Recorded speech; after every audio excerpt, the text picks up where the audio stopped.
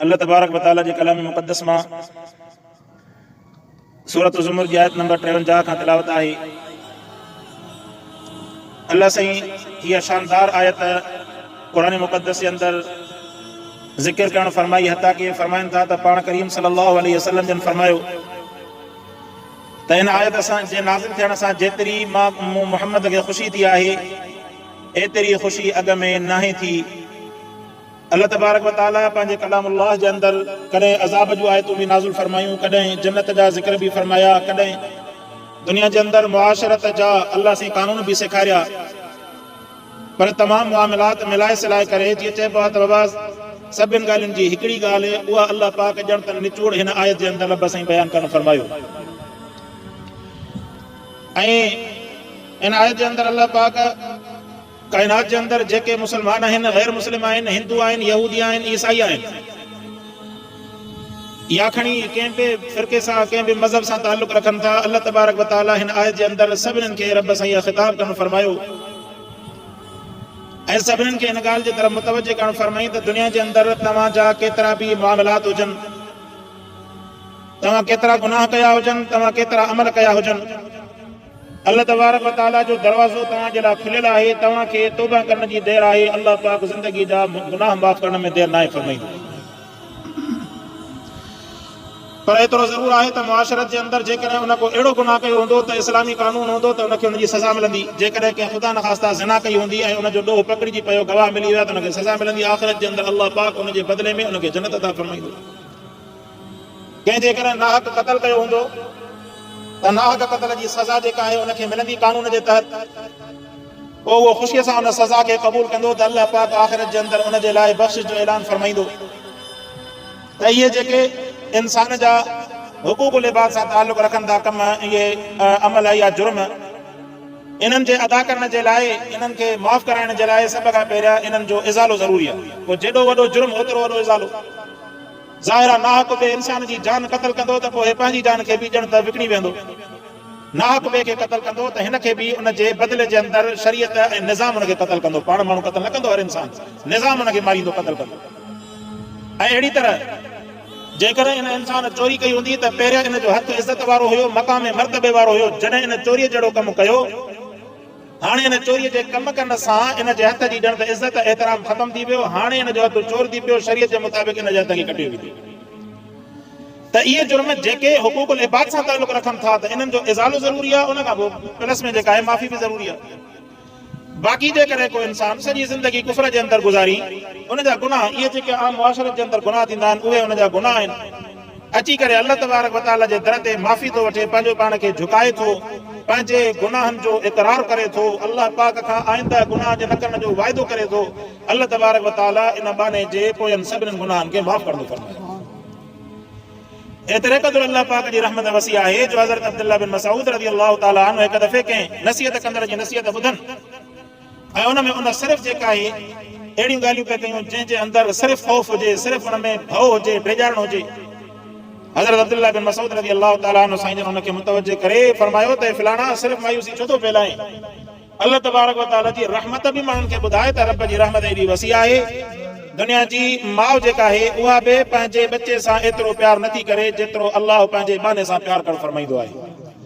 ऐं रब 70 माउनि खां बि वधीक प्यार कंदड़ आहे। 70 माउनि खां बि वधीक जेको आहे रब प्यार कंदड़ आहे। पोइ जीअं कंहिं हिकिड़े माण्हू सवाल कयो त साईं भला जेकॾहिं अल्लाह पाक 70 माउनि खां वधीक प्यार कंदड़ आहे त पोइ अल्लाह पाक पंहिंजे बाने खे कीअं क़बूल कंदो जो पंहिंजे बाने खे जहन्नम जे अंदरि उछलाए? त फरमाईं त अल्लाह तबारक व तआला खे बानो प्यारो आहे, पर रब उन बाने खे अमल जे अंदरि इख्तियार अता फरमायो त बाना अमल जेको आहे पाण करे ॾेखार, उन अमल जे मुताबिक़ तोखे उनजो अजुर मिलंदो। हाणे जेकॾहिं इहो बानो अल्लाह जी नाफ़रमानी करे रब क़ुरान नाज़िल फरमायो, मुस्तफ़ा सल्लल्लाहु अलैहि वसल्लम जो फरमान नाज़िल फरमाई ऐं अल्लाह पाक पंहिंजा उनखे हिकिड़ा हदूं बि ॿुधाइण फरमायूं। जीअं काइनात जे अंदरि का बि शख़्सियत हुजे, उन शख़्सियत जी का न का हद हूंदी आहे। उन हद खे किरास कंदो त ज़ाहिर आहे पोइ उनजो जेको एतिराम हूंदो ख़तमु थी वेंदो। पुटु जेकॾहिं केतिरी बि ग़लतियूं करे, केतिरा बि ख़ताऊं करे, पोइ हुनजूं चटियूं भरींदो, हुनजा मसाइल हल कंदो, सभु कुझु कंदो। पर जेकॾहिं पुटु उथी करे पीउ जी दाढ़ीअ खां गिरेबान खां वठंदो त पोइ चवंदो त न पीउ त हाणे भला मां बि तोखे पातड़। त अल्लाह तबारक व तआला पंहिंजूं हदूं ॿुधाइण फरमायूं। फरमाईंदा काइनात जे अंदरि तव्हां गुनाह थी विया तव्हां खां, तव्हां अलाह जे दर जे तरफ़ अचो, मोटी अचो, मुतवज्जे थियो। अलाह पाक खे इहा आजिज़ी, रब खे इहा निवड़त, अलाह तबारक व तआला खे पंहिंजे साम्हूं झुकणु वणंदो आहे। अलाह बाने खे पैदा ई इन जे करे कयो आहे त बानो पंहिंजे कंध खे अचे मां अलाह जे साम्हूं झुकाए। इज़त वारो जेको हुनजो चेहरो आहे, इन चेहरे खे काइनात जे साम्हूं खणी तरे घुमंदो इज़त सां, जॾहिं इन इज़त वारे चेहरे खे रब जे साम्हूं झुकाईंदो। अलाह पाक पोइ हाणे जेकॾहिं माण्हू मुतवजो थिए थो, पंहिंजे गुनाहनि जो इक़रार थो करे, मुंहिंजा अलाह मां गुनाहगार आहियां, मुंहिंजा साईं मां गुनाहनि जी माफ़ी थो घुरां, आइंदा गुनाह जे न करण जो वाइदो थो कयां। इहे टे शर्त तौबे जे अंदरि लाज़मी आहिनि, टिनी शर्तनि खे पूरो कई। गारंटी आहे साईं रसूल सल्लल्लाहु अलैहि वसल्लम जन पाण साईं जे कौल मुबारक जे अंदरि अचे थो त गारंटी आहे त अलाह इन जे गुनाहनि खे माफ़ कंदो।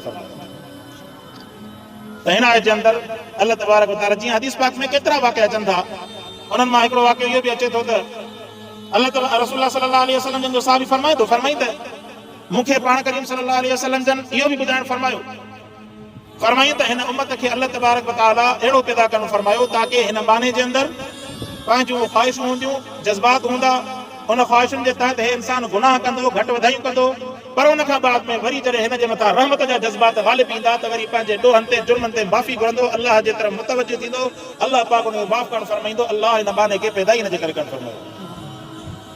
ऐं पाण साईं फरमायो त जेकॾहिं इन क़ौम खां इहो इंसान जेकॾहिं गुनाह न करे त अलाह फरमाए त मां इन क़ौम खे ख़तमु करे वरी ॿी क़ौम अहिड़ी पैदा करणु फरमाया जेका गुनाह करे, गुनाह खां बाद में अलाह पाक खे, हाणे रब आहे न काइनात जो ख़ालिक़ आहे, हुनजी मर्ज़ी आहे जंहिंखे जंहिं शइ जे लाइ पैदा करे, मिस्त्री जंहिं शइ जे लाइ जंहिंखे पैदा करे, तव्हां असां सवारी इस्तेमालु कंदा आहियूं, सवारी इंसान जे इस्तेमाल जे लाइ पैदा थी आहे, उनजे लाइ अलाह पाक इंसान खे इन जे लाइ पैदा फरमायो। ॿई जेके इंसान खे जेके इन ज़रूरतूं ॾिनई, जेके सिफ़तूं ॾिनई, हिकु सिफ़त जेका आहे पंहिंजे नफ़्सानी ख़्वाहिश वारी, ॿी सिफ़त जेका आहे रहमान वारी।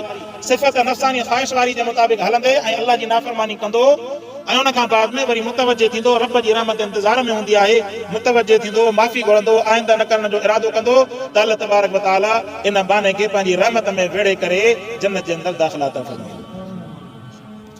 सो अहिड़ी तरह क़ुरान मुक़द्दस जे अंदरि इहा आयत रब से नाज़िल करणु फरमाई, फरमाई त कुल या इबादी अल्लज़ीना असरफ़ू अला अनफुसिहिम ला तक़नतू मिर रहमतिल्लाह। फरमाई त ए मुंहिंजा बानो अल्लज़ीना असरफ़ू, ए मुंहिंजा बानो असरफ़ू अला अनफुसिहिम ला तक़नतू मिर रहमतिल्लाह, पंहिंजे नफ़्सनि जे मथां ज़्यादती न कयो। असरफ़ू अला अनफुसिहिम, जेके ज़्यादती करे चुका आहिनि पंहिंजे नफ़्सनि जे मथां। माना केतिरा ई काइनात जे अंदरि अहिड़ा बाना आहिनि जेके सम्झनि था त असां गुनाह जे इन जहान में घिरी वियासीं, हाणे असांजे लाइ मोट जो रस्तो ई न आहे। दुनिया जे अंदरि अहिड़ा मामलात हूंदा पर अलाह तबारक व तआला जा दरवाज़ा हमेशह खुलिया पिया अथव। इहो वञी करे रब जो पैगाम काइनात जे बाननि ताईं पहुचायो, चाहे काफ़िर हुजे मुस्लमान हुजे। अलाह जे क़ुरान आम ऐलान करणु फरमायो, फरमाई त बाने खे अलाह जी रहमत जे तरफ़ सॾु कयो, ॿुधायो हुनखे त रब जी रहमत जा दरवाज़ा खुलिया पिया अथव। जेसीं ताईं तुंहिंजे सिसीअ में साहु आहे तेसीं ताईं अलाह तुंहिंजे लाइ रहमत जा ऐं बख़्शिश जा दरवाज़ा बंदि न आहिनि कया।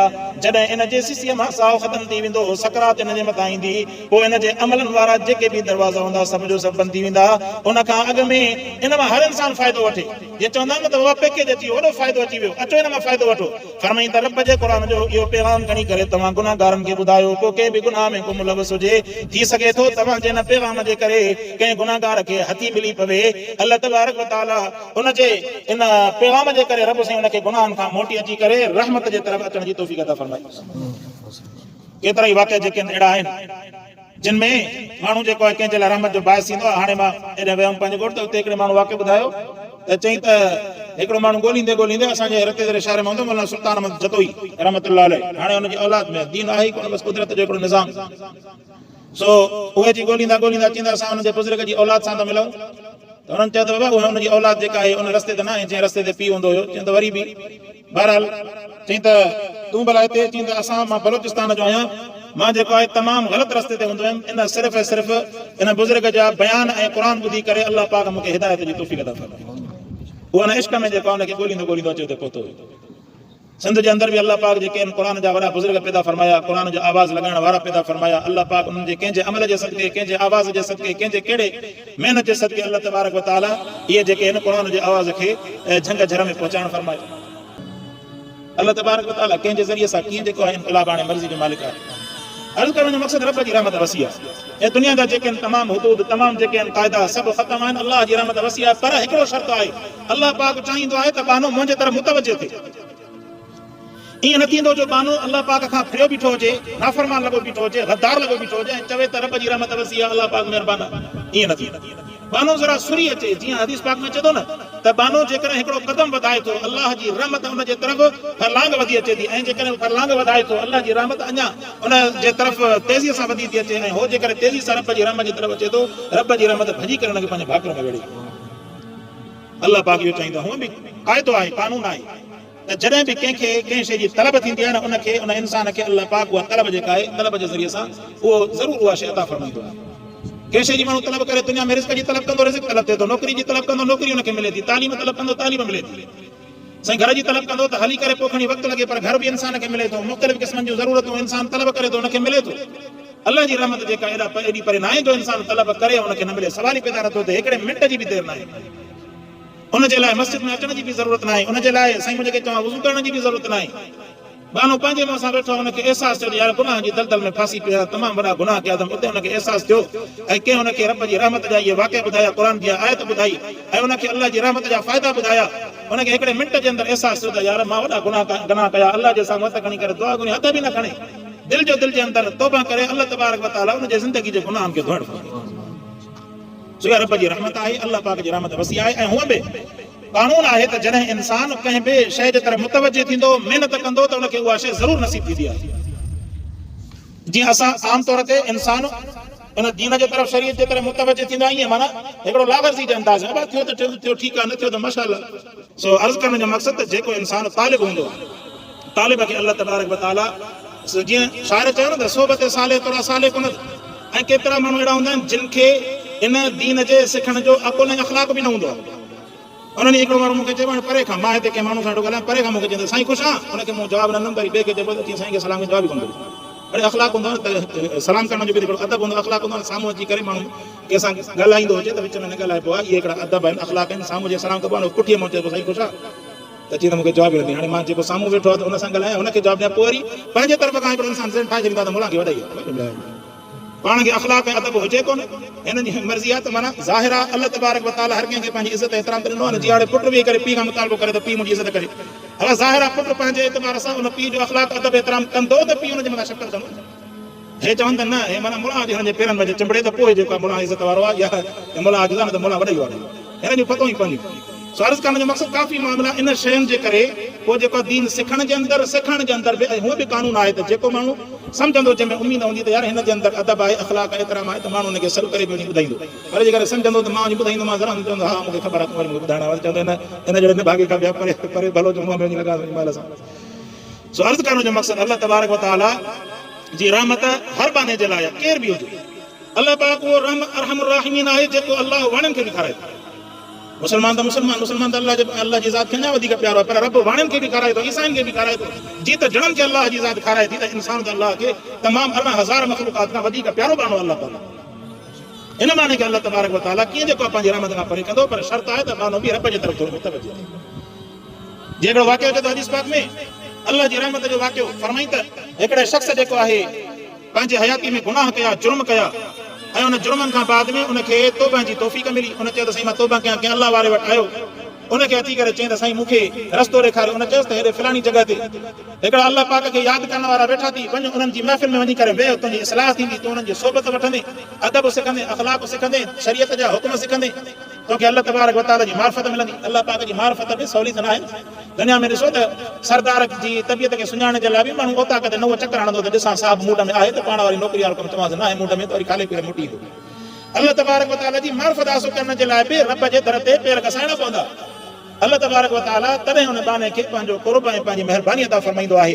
हा, उमूमी तौर ते इहो ई हुकुम आहे अल्लाह जो, जॾहिं ॿार मुतवजह थींदो अल्लाह पाक हुनजे गुनाहनि खे माफ़ फरमाईंदो, ईमान आणींदो, ईमान जी रब हुनखे तौफ़ीक़ अता फरमाईंदो।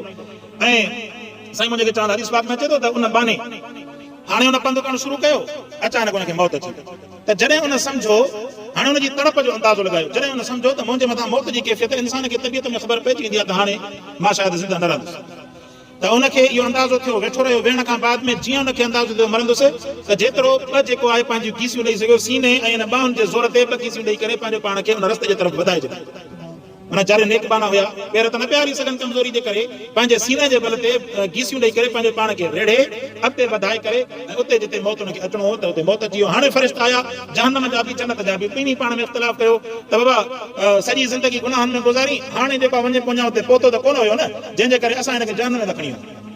ऐं वरी जन्नत वारनि चयो त भला उमेद खणी करे रब जे दर जे तरफ़ हले त पियो न, थोरो हली त पियो। तव्हां हुनखे रब वटि फ़ैसिलो खणी विया, फ़रिश्ता रब सां फरमाइनि त वञो चङो भला हाणे तव्हां सां बि जेको आहे मां रब जो फ़ैसिलो इहो आहे त वञी करे तव्हां हुन रस्ते खे मापियो। ॾिसो जितां हुन पंधु कयो आहे त उहो पंधु थोरो आहे या जिते साले बाननि जी महफ़िल में अलाह खे सुञाणण जे लाइ पहुचे पियो त उहो पंधु थोरो आहे। त अलाह पाक हिकु रिवायत में चए थो त रब साईं ज़मीन खे हुकुम कयो, रब जी रहमत कंहिं बाने खे बख़्शण जो हुजेसि। हाणे हो जो मुतवज्जे थियो त अलाह खे बख़्शण त आहे न बाने खे, फरमाई त हुन सालिहनि जे तरफ़ वारी ज़मीन खे हुकुम कई तूं पाण में वेड़जी वञ, सुकड़जी वञ पाण में। हुन ज़मीन खे हुकुम कई तूं डिगी थी वञ। फ़रिश्तनि जो मापियो त पोयों वारो पंधु वॾो हुयो ऐं जिते पहुचणो हुयुसि उहो पंधु थोरो हुयो। रब हुकुम फरमायो त हाणे अञा थोरो वञी पंधु बचो हुयुसि, तंहिंजे करे जन्नत वारा हिन जे रूह खे खणी वियुसि। अल्लाह तबारक व तआला बाने जे लाइ रहमत जा ईअं बहाना रब साईं बाने खे अता फरमाईंदा, पर शर्त आहे त बानो मुतवज्जो थिए, इख़लास सां अलाह जे दर ते अचे, अलाह पाक खे बाॾाए त ही क़ुरान पाक खे सिखण जे लाइ, शरीयत सिखण जे लाइ त माण्हू उलमा जो मोहताज आहे, पर रब खे पहुचण जे लाइ उलमा जो मोहताज बि कोन्हे। हिकिड़ो माण्हू सिखंदो, क़ुर्ब हासिल कंदो, उन में मसाइल सिखंदो, नमाज़ कीअं पढ़ंदो, उन जे लाइ त उस्ताद जी उलमा जी ज़रूरत आहे। ईअं न आहे त दीन में हर मामले जे लाइ मौलवीअ जो हुजणु ज़रूरी आहे। मौलवीअ जो हुजणु ईमान जे अंदरि ज़रूरी कोन्हे। हिकिड़ो हुन सां ताल्लुक़ आहे त सुठी ॻाल्हि आहे, पर जेकॾहिं न त जिते बि आहे, जहिड़े हाल में आहे, जंहिं ज़बान सां अलाह जी ज़ात खे सॾे थो, जंहिं वक़्त में सॾे थो, अलाह उन बाने जी फरियाद उन वक़्त में ॿुधणु फरमाए, उनजी दुआ खे क़बूल करणु फरमाए। इहा अलाह पाक जी रहमत आहे। अलाह तबारक व तआला कंहिं बाने जे लाइ को शर्त रखण न फरमाए। सो फरमाईंदा कुल या इबादी अल्लज़ीना असरफू अला अनफुसिहिम ला तक़नतू मिन रहमतिल्लाह। रब फरमाए त ए मुंहिंजा बांदो, अल्लाह पाक सभिनी बाननि खे फरमायो, सिर्फ़ इहो न फरमाई, आम तौर ते क़ुरान में फरमाईंदा या अय्युहल्लज़ीना आमनू, ऐ ईमान वारा। रब ने फरमायो, फरमाईंदा ए मुंहिंजा बानो, जेके बि इंसान आहिनि, मुस्लिमान गैर मुस्लिमान, गुनाहगार गैर गुनाहगार, सभु जेके अल्लाह जा बाना आहिनि, चाहे ख़ुदा न ख़ास्ता उन्हनि खां क़त्ल थियो हुजे, ज़िना थी हुजे, जुर्म थिया हुजनि, चोरी थी हुजनि, सभु अल्लाह जा बाना आहिनि। अल्लाह तबारक व तआला उन्हनि खे सॾा करे फरमायो त असरफू, पंहिंजी ज़िंदगी जे अंदरि इसराफ़ कयो अथव, पंहिंजे नफ़्सनि ते ज़ुल्म कयो अथव। ला तक़नतू मिन रहमतिल्लाह, दुनिया जा सभु दरवाज़ा बंदि थी वञनि, अल्लाह जी रहमत जे दरवाज़े खां कॾहिं बि नाउमीद न थी। रब जी रहमत जो दरवाज़ो हमेशा खुलियो पियो। फरमाईंदा इन्नल्लाह यग़फिरु ज़ुनूब जमीआ, बेशक अल्लाह जी ज़ात यग़फिरु ज़ुनूब जमीआ, अल्लाह तबारक व तआला तमाम गुनाहनि खे बख़्शण ते क़ादिर आहे। रब साईं बख़्शण फरमाए थो तमाम गुनाह, सभु गुनाह ज़िंदगीअ जा खणी केॾा बि हुजनि। हदीस पाक में चए थो तव्हां हेॾा ज़मीन हेॾा आसमान, इहा सॼो ख़ला जेको आहे गुनाहनि सां भरे छॾियो। हेॾा त इंसान जा गुनाह न थींदा, पर हिकिड़ो मिसाल ॾिनो वियो त फरमाई त सॼो ख़ला इन गुनाहनि सां भरे छॾियो। फरमाई त मुतवज्जे थियो अल्लाह जे तरफ़, ऐं साईं जेके चवनि था रब जे तरफ़ सची दिलि सां तौबा कयो, माफ़ी घुरो, अल्लाह पाक ज़मीन आसमान जे लाइ गुनाह माफ़ कंदो। फरमाईंदा इन्नहु हुवल गफूरुर रहीम, अल्लाह जी ज़ात गफूर, बख़्शण वारी ज़ात बि आहे। ऐं फरमाईंदा तव्हां माफ़ी घुरंदा आहियो त रब तव्हांजे गुनाहनि खे माफ़ फरमाईंदो आहे। ऐं फरमाईंदा वरी सिर्फ़ माफ़ न आहे, फरमाईंदो माफ़ी घुरंदो त गुनाह बि बख़्शींदो, वरी रहमत जो मींहुं बि वसाईंदो। अल्लाह पाक एॾो महिरबान आहे। अल्लाह पाक खां दुआ आहे अल्लाह से अमल करण जी तौफ़ीक़ नसीब फरमाए। व आख़िर दावाना अनिल हम्दुलिल्लाहि रब्बिल